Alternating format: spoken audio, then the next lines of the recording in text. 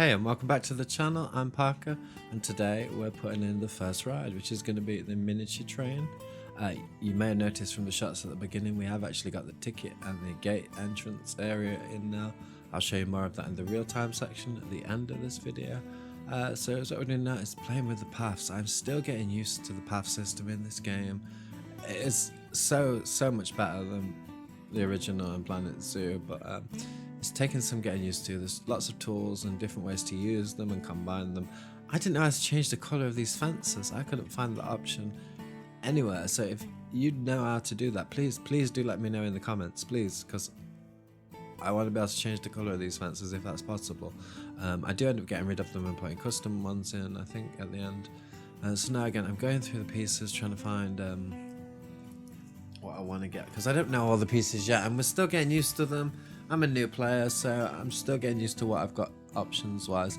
So I'm making a little train station. We're going to have a little waiting area here which will hide the bulk of the queue, and then there'll be like a canopy that goes all the way down the station. We're going to make the station look bigger than it actually is, which is weird because normally we complain with Planet Coaster that the stations are too big, but in this instance I wanted a little bit more platform to work with, so in the end I do end up making it a little bit bigger.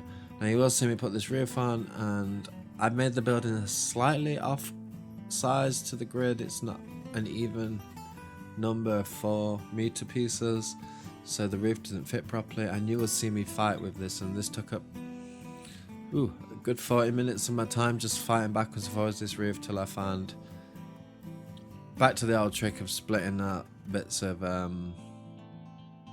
buildings into new buildings and then just lining them up how I wanted to, and eventually we got the look I wanted. I am using a reference image though I'm very loosely basing it on the reference image. It's more just to give me a point to go back to, just in case I do wonder how do I do this bit. I'll pop up on the screen now.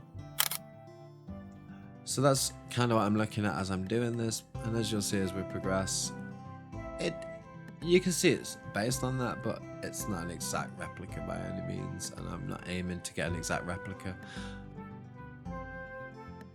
Now obviously we've been Sherwood Forest and Robin Hood times. There wouldn't have been trains back then, so we've had to kind of make up a theme. So I've gone with just kind of this rustic lodge wooden theme to fit the surrounding forest that will go around here eventually.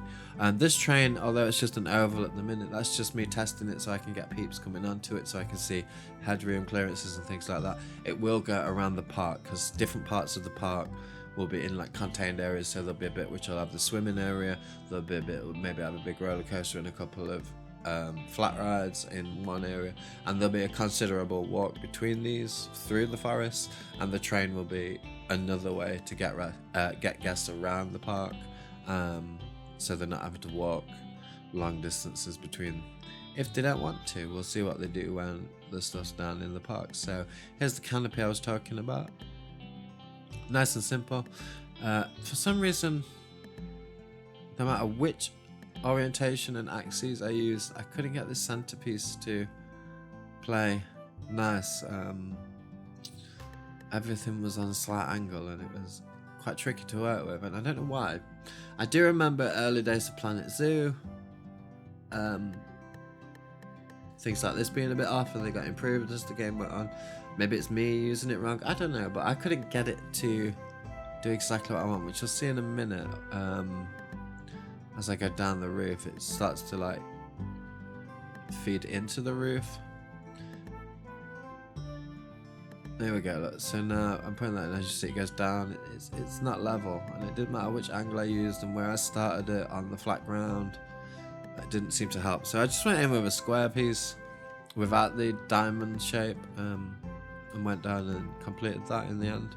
Love how you can move the paths with the buildings and everything together, and also how you can disconnect the ride by shifting it out of the way quickly and move it back in, and all the paths reconnect automatically. It's so much easier to build. Also that you can sync the ride flush to the floor and it still works. It's not trying to tunnel into the ground. The paths still connect up nice. It's all working as intended. So these features are really making it more possible to build in the way that I want to build.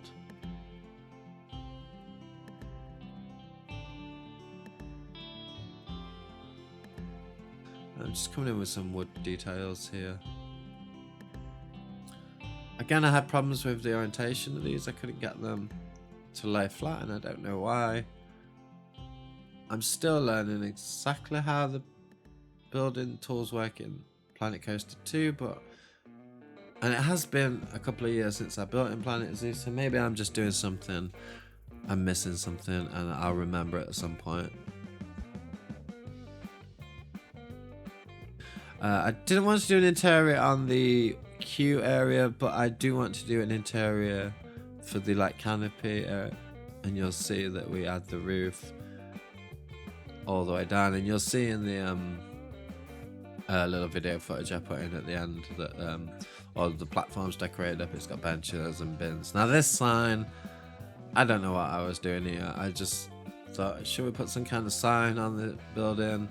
I looked at it, I really didn't like it, but I thought, you know what, we'll put the one that's similar to the reference image on first, and then we'll come back and see what happens on the side. So I'm doing here, oh, windows, yeah, so that glass piece, I just scaled it up to really big, so it filled the entire window and then sunk it into the floor.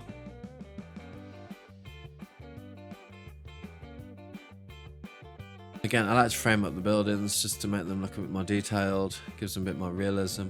Now finding a sign, that was a tricky part, it was a real tricky part.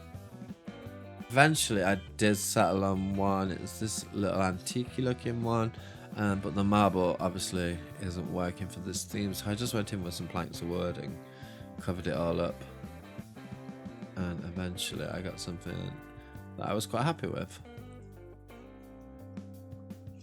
Let's go ahead and put the font on these new text signs again. Every time, I think it's going to be a couple of months before I stop talking about how good it is to have just text signs available in the game. So as I said, that died a quick death, and in comes just the train station text. Just make it a bit bigger so you can see it from both sides that you approach it from. I couldn't decide how to make this building look a bit more aged, so I went with some moss that was brown. I don't know if I love this. It's certainly better than not having it, but I don't know if it's the right tool for the job. Quick window treatment. I did notice these banners which make perfect curtains, so they just went in as quick curtains. We got a bit of movement too because it is an open door building, so there might be wind pulling through there, so it's quite nice. There's a bit of movement, some kinetic energy into the build, which is always good.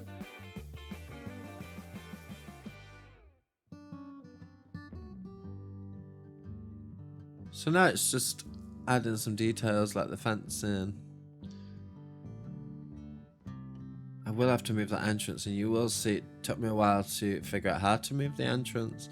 The answer is double click. You just double click the entrance and boom, it starts moving. That's the answer. So we go. As I said, I made the platform bigger than what it was.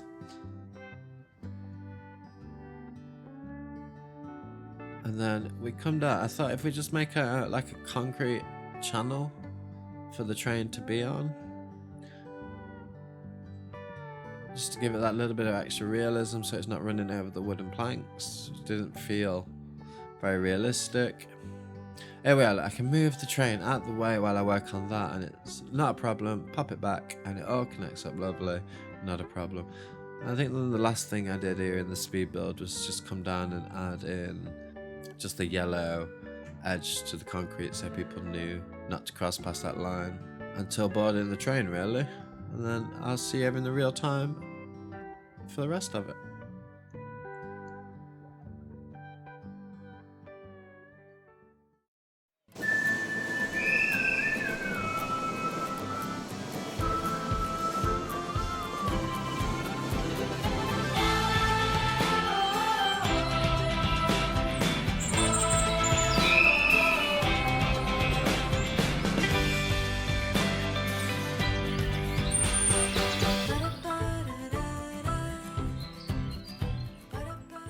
We finally got an entrance. As you can see, I've added in this sign, a little spinning sun detail. We've got the ticket office, which is permanently closed because you would buy your tickets online now, but it's there just in case we need it for any inquiries or group sales, I guess. We've got the little entrance gates. I've divided them off with a piece of fence. I'm gonna put in little security tables, these flipped upside down trays. That's what they're supposed to be anyway. A little clipboard, a little stop, and on the back we've got the no entry. A couple of little pot plants. It's really simple really, but it's getting there. We'll probably add more to it as we go along. Definitely more on this side. We've got access doors, but nothing in there to access, and we've got this bit of a gap here, which I don't know whether we're going to lead the park out that way eventually. Now today we were building the train station, which is very popular at the minute, as you can see.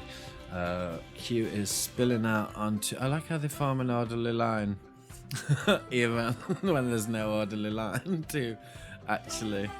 I know, I like that. It's very British. I like that. So I've added the exit area.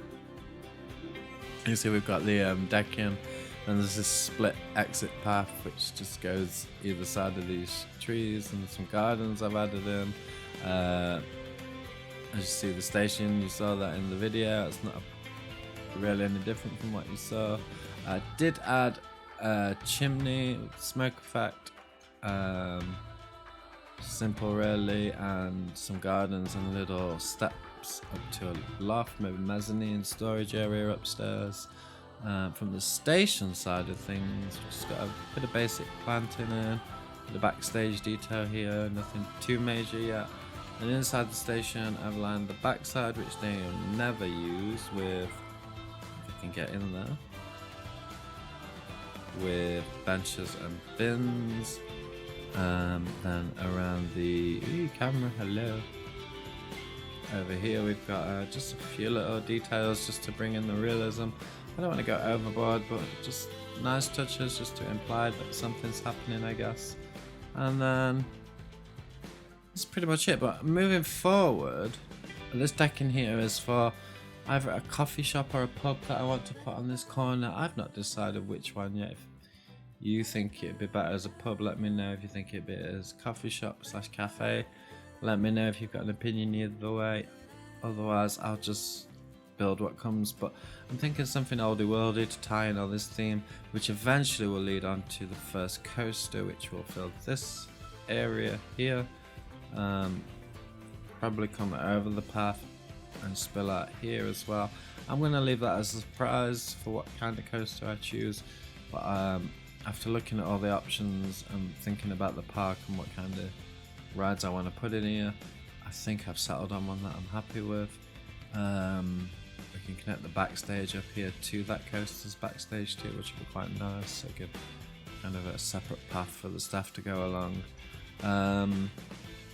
So yeah, I think that's pretty much it for today. But I'll be back shortly with a video. I'm going to try something different. I don't think I'm going to do a time lapse for the coaster, but rather a chopped up real time section, just highlighting the key moments of the build maybe. We'll see.